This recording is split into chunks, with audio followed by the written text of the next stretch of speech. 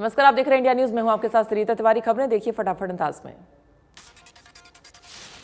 चुनाव आयोग आज सुबह 3:30 बजे प्रेस कॉन्फ्रेंस करेगा। आयोग 5 राज्यों में होने वाले विधानसभा चुनाव को लेकर तारीखों की घोषणा कर सकता है। फरवरी मार्च में कुछ दिनों में उत्तर प्रदेश, उत्तराखंड, मणिपुर, पंजाब और गोवा में विधानसभा चुनाव होने हैं, जिनको लेकर चुनाव आयोग आज अपना फैसला सुना सकता है। उत्तर प्रदेश में 403 विधानसभा सीटें हैं, जबकि उत्तराखंड में 70 सीटें हैं। इसके अलावा पंजाब में 117, मणिपुर में 60 तो गोवा में 40 विधानसभा सीटों पर चुनाव हो रहा है। उत्तर प्रदेश, उत्तराखंड, पंजाब, गोवा और मणिपुर में विधानसभा चुनाव के बीच एक राज्य चुनाव आयोग के लिए चुनौती बन गया है। दरअसल मणिपुर में अब तक मात्र 45% से कुछ ज्यादा लोगों को कोरोना के दोनों डोज लग पाए, जबकि 53% लोगों का पहला डोज ही लगा है।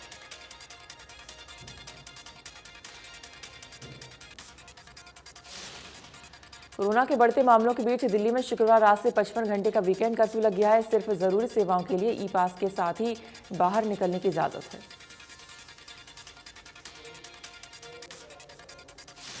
ये कर्फ्यू शुक्रवार रात 10 से सोमवार सुबह 5 बजे तक लागू रहेगा। इस दौरान लोगों को बिना वजह बाहर निकलने की इजाजत नहीं होगी।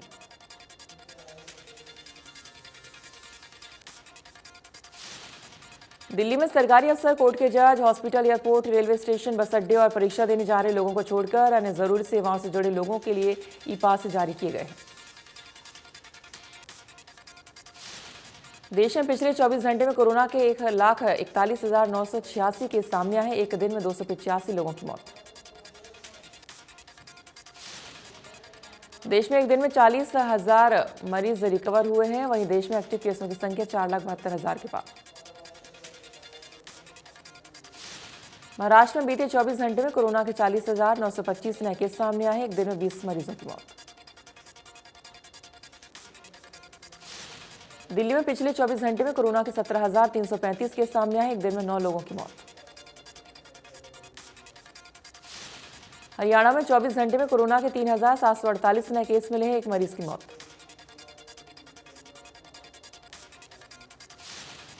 गुरुग्राम में कोरोना के 1,880 करीब नए मामले सामने आए। एक्टिव केस 5,000 के पार।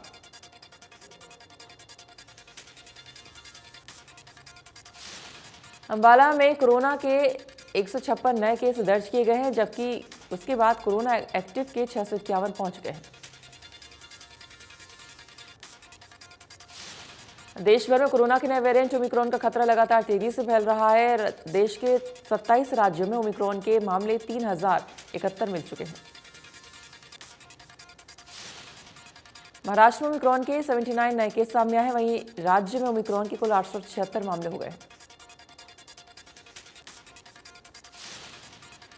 दिल्ली में एक दिन में ओमिक्रॉन के 114 नए केस सामने आए। इसके साथ ही दिल्ली में ओमिक्रॉन के कुल 513 मामले हो गए। राजस्थान में ओमिक्रॉन के 291 मामले हो गए हैं। वहीं 159 मरीज रिकवर भी हो चुके हैं। तमिलनाडु में ओमिक्रॉन के 121 नए मामले सामने आए। केरल में ओमिक्रॉन के केस तेजी से बढ़ते जा रहे हैं। राज्य में ओमिक्रॉन के 50 नए केस सामने आए हैं। कर्नाटक में भी ओमिक्रॉन के 333 केस हो गए। इस दौरान राज्य सरकार ने पाबंदियां लगा दी हैं। गुजरात में भी ओमिक्रॉन के मामले तेजी से फैल रहे हैं, जहां ओमिक्रॉन के 204 मामले हो गए हैं। तेलंगाना में अब तक ओमिक्रॉन के कुल 107 केस मिल चुके हैं, जिसके बाद से सरकार ने प्रदेश में पाबंदियां बढ़ा दी हैं। यूपी में ओमिक्रॉन के अब तक 31 केस हो गए। वहीं 6 मरीज रिकवर भी हो चुके हैं। प्रदेश में ओमिक्रॉन के 9 नए मामले सामने आए। इसी के साथ प्रदेश ओमिक्रॉन के कुल 123 केस हो गए हैं। प्रदेश में ओमिक्रॉन के 31 केस एक्टिव हैं। वहीं 92 मरीज रिकवर भी हो चुके हैं। कोरोना की तीसरी लहर में जाखल में पहली मौत हुई है। कोरोना संक्रमित 65 वर्षीय व्यक्ति की कोरोना से मौत।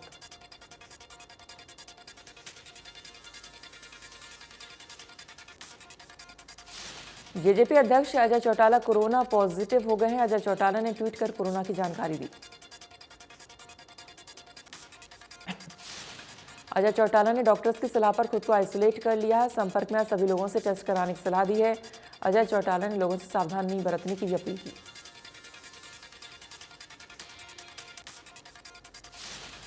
रोहतक में 16 नए हेल्थ वर्कर्स कोरोना पॉजिटिव हो गए हैं। हेल्थ वर्कर्स में 9 डॉक्टर्स भी कोरोना संक्रमित मिले। इससे पहले 12 डॉक्टर्स मिले थे कोरोना पॉजिटिव। अब रोहतक पीजीआईएमएस में कुल 21 डॉक्टर कोरोना पॉजिटिव हो गए। चंडीगढ़ पीजीआई के स्टाफ पर टूटा कोरोना का कहर। 3 दिनों में 357 डॉक्टर कोरोना संक्रमित।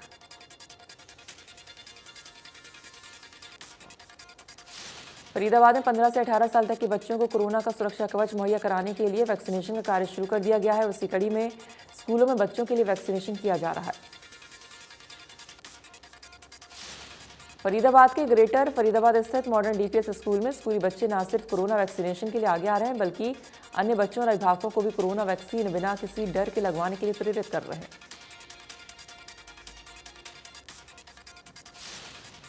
बच्चों का वैक्सीनेशन को लेकर आत्मविश्वास देखते ही बन रहा है। वहीं स्कूल में भी सोशल डिस्टेंसिंग, मास्क, निर्धारित गाइडलाइंस के अनुसार वैक्सीनेशन करवाया जा रहा है।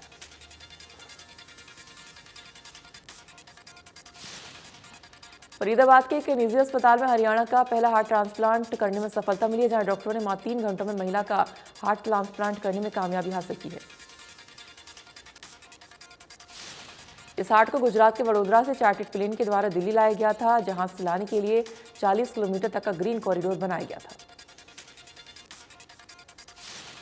सफल ऑपरेशन होने के बाद अस्पताल के डॉक्टरों ने जहां इसे एक बड़ी सफलता बताया, तो वहीं फरीदाबाद, गुरुग्राम और दिल्ली पुलिस का ग्रीन कॉरिडोर बनाने के लिए धन्यवाद किया।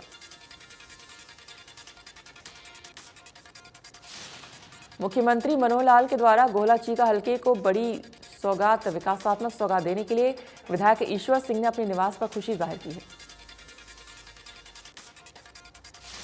विधायक ने मुख्यमंत्री मनोहर लाल और उप मुख्यमंत्री दुष्यंत चौटाला का आभार प्रकट किया है। इस दौरान उन्होंने लड्डू बांटकर क्षेत्रवासियों को बधाई दी।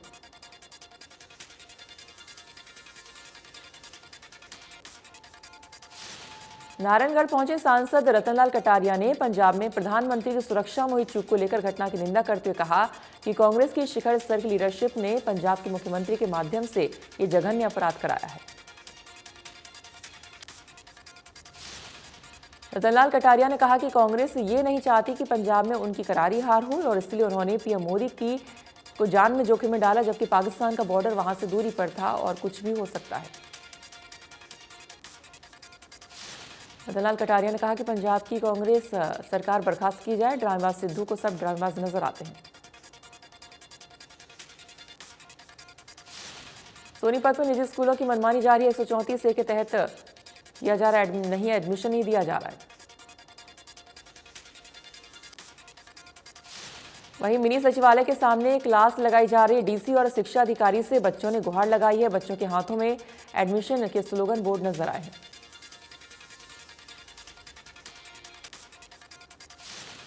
करनाल में यूरिया खाद की कालाबाजारी को लेकर बीपीओ ने डीडीए कार्यालय के बाहर जोरदार हंगामा किया। नारेबाजी करते हुए किसानों ने खाद विक्रेताओं और कृषि अधिकारियों के बीच मिलीभगत का आरोप लगाया।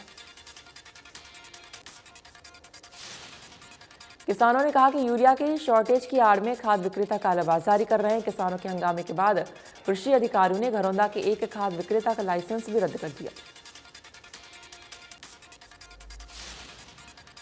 अब इस पूरे मामले को बारीकी से जांच की जा रही है और इसके बाद ही कार्रवाई होगी।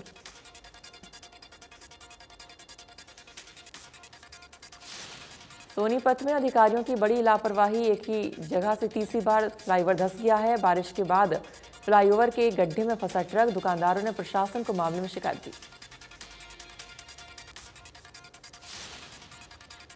फ्लाईओवर करोड़ों की लागत से बनाया गया था। कई बार इस शिकायत के बाद भी विभाग ने कोई कार्रवाई नहीं की। इस दौरान फ्लाईओवर पर कभी भी बड़ा हादसा हो सकता है।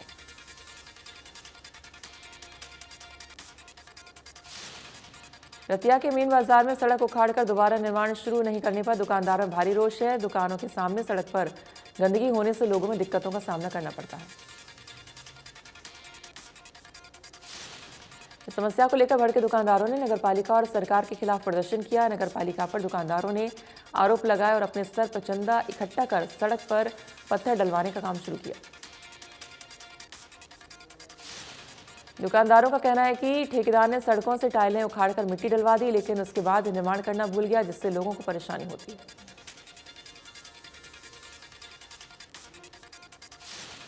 यमुनानगर में 28 दिसंबर को पुलिस ने 1520 बोरी अवैध रूप से स्टॉक किया यूरिया खाद सहित गोदाम को सील किया था, लेकिन सील किए गए गोदाम से 1187 कट्टे यूरिया खाद गायब हो गए। कृषि विभाग के डिप्टी डायरेक्टर का कहना है कि सैंपल लेने के बाद और खाद के कट्टे की गिनती कर पुलिस को सौंप दिए गए थे, लेकिन कहीं ना कहीं लापरवाही बरती गई है।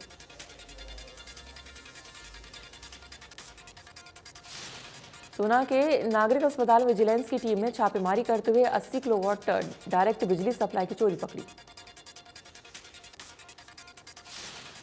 वहीं इस चोरी की करीब 40 लाख रुपए पेनाल्टी बनती है। विजिलेंस टीम ने बिजली के मीटर को सील कर कब्जे में ले लिया है, जिसे जांच के लिए लैब भेजा है। फतेहाबाद स्टेट हाईवे अलीपुर बरोटा बस अड्डे के अज्ञात वाहन से टक्कर में 2 युवक की मौत हो गई है। दोनों मृतक युवक फतेहाबाद से रतिया एक्टिवा पर सवार होकर आ रहे थे। सूचना मिलने पर मौके पर पहुंची पुलिस ने शवों को कब्जे में लेकर फतेहाबाद मोर्चरी हॉल में पोस्टमार्टम के लिए भेजा और जांच में जुटी पुलिस। फतेहाबाद में गुंडागर्दी का मामला सामने आया। अनाज मंडी में पुरानी रंजिश के चलते तलवारों से लैस कई बदमाशों ने 2 युवकों पर हमला कर दिया। घायलों को नागरिक अस्पताल में भर्ती करवाया गया है, जहां उनकी गंभीर हालत को देखते हुए डॉक्टरों ने रेफर कर दिया।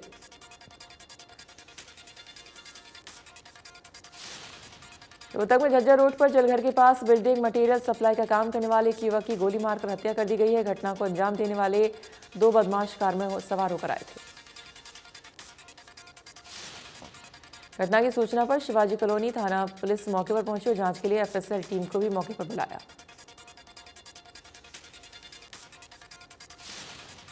रतिया में नए बस अड्डे के सामने स्वीट हाउस के गोदाम में एक युवक ने फंदा लगाकर आत्महत्या कर ली है। परिजनों की शिकायत पर पुलिस मामले की जांच में जुटी।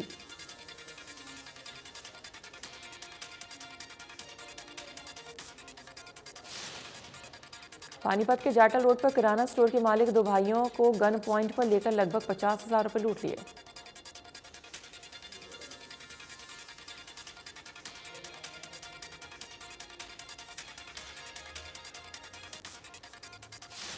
लूट की वारदात दुकान में लगे कैमरे में कैद हो गई है। सभी बदमाशों की उम्र लगभग 18 से 20 साल की है।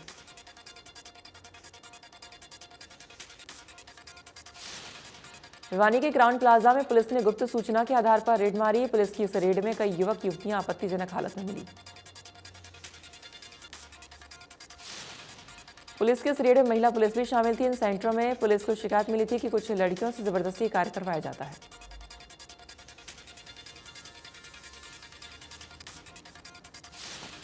कैथल में धोखाधड़ी पूर्वक नकली दस्तावेज तैयार कर बैंक से लाखों रुपए का लोन लेने के आरोप में बैंक मैनेजर सहित 3 लोगों को पुलिस ने गिरफ्तार किया।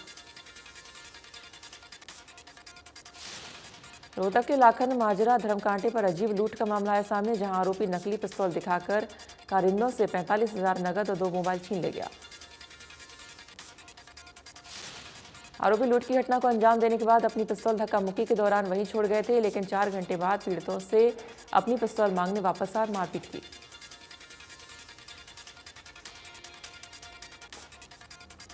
प्रधानमंत्री नरेंद्र मोदी की सुरक्षा में चूक मामले पर सुप्रीम कोर्ट में सुनवाई हुई है। कोर्ट ने आदेश दिया कि सभी रिकॉर्ड पंजाब हरियाणा हाईकोर्ट के रजिस्ट्रार जनरल के पास सुरक्षित रखे जाएं।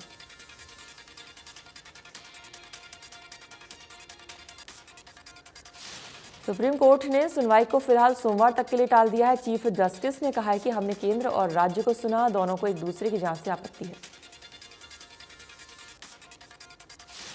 सुनवाई के दौरान सॉलिसिटर जनरल तुषार मेहता ने कहा कि राज्य सरकार इस मामले में जांच नहीं कर सकती।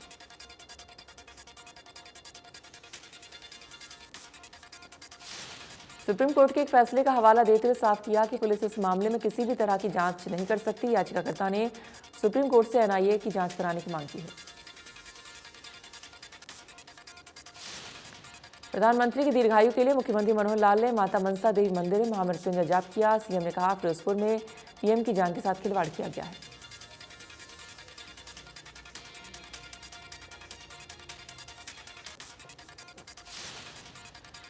पीएम की सुरक्षा पर मुख्यमंत्री मनोहर लाल ने पंजाब सरकार को बर्खास्त करने की मांग की है। सीएम ने राज्यपाल को ज्ञापन सौंपा और कहा कि पंजाब में राष्ट्रपति शासन लगाकर चुनाव करवाया जाए।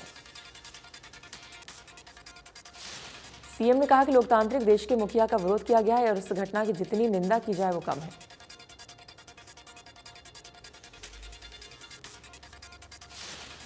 पीएम की सुरक्षा मामले पर दुष्यंत चौटाला ने कहा कि पंजाब की घटना पर एमएचए ने कमेटी बनाई है। 4 दशक में ये पहली घटना है।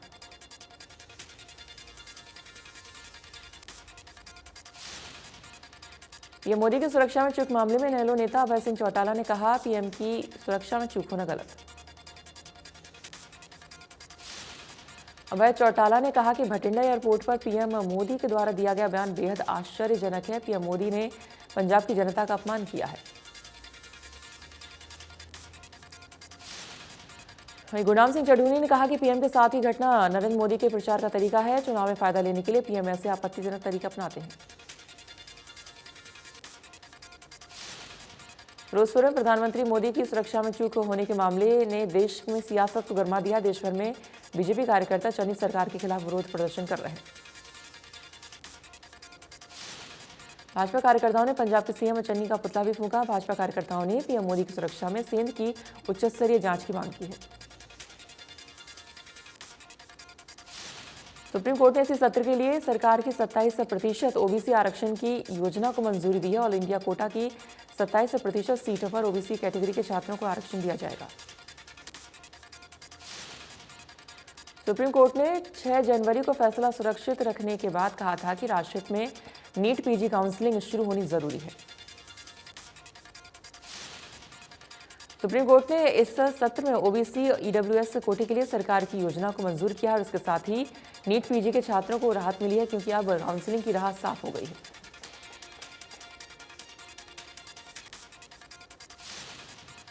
भिवानी में 2 दिन तक लगातार बारिश से किसानों के चेहरे खिल गए। किसानों ने इस बारिश को बारिश ना कहकर आसमान से सोना बरसने की बात कही। किसानों का कहना है कि बारिश उनके लिए काफी फायदेमंद साबित होगी। किसानों को बारिश के इन दिनों में खेतों में पानी देने की जरूरत नहीं है। दूसरा, अगर कोई फसल के लिए संबंधित बीमारी होती है तो वो भी बारिश में खत्म हो जाएगी।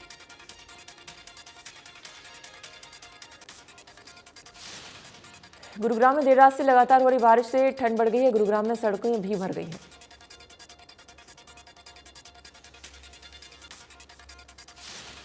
गुरुग्राम में पिछले 2 दिन से रुक रुक कर बारिश के चलते जलभराव की स्थिति बनती जा रही है, जिससे लोगों को समस्या उठानी पड़ रही है।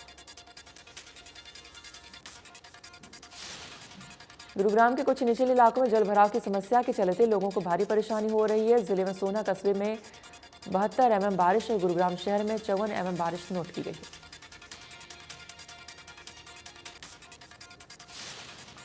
बल्लभगढ़ में शुक्रवार रात से हो रही बरसात ने जहां ठंड बढ़ा दी है, वहीं प्रदूषण से भी लोगों को काफी राहत महसूस हुई।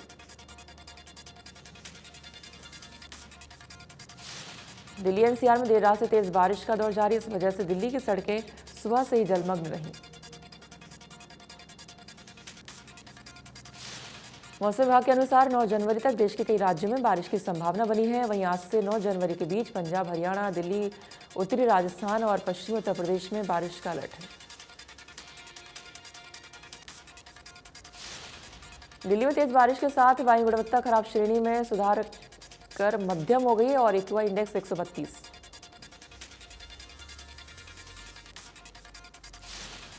जम्मू कश्मीर के श्रीनगर में बारिश और बर्फबारी का दौर जारी है। इस दौरान फ्लाइट की लैंडिंग और टेक ऑफ प्रभावित हुआ है। वहीं जम्मू कश्मीर में 9 जनवरी से मौसम में धीरे धीरे सुधार होने की संभावना है।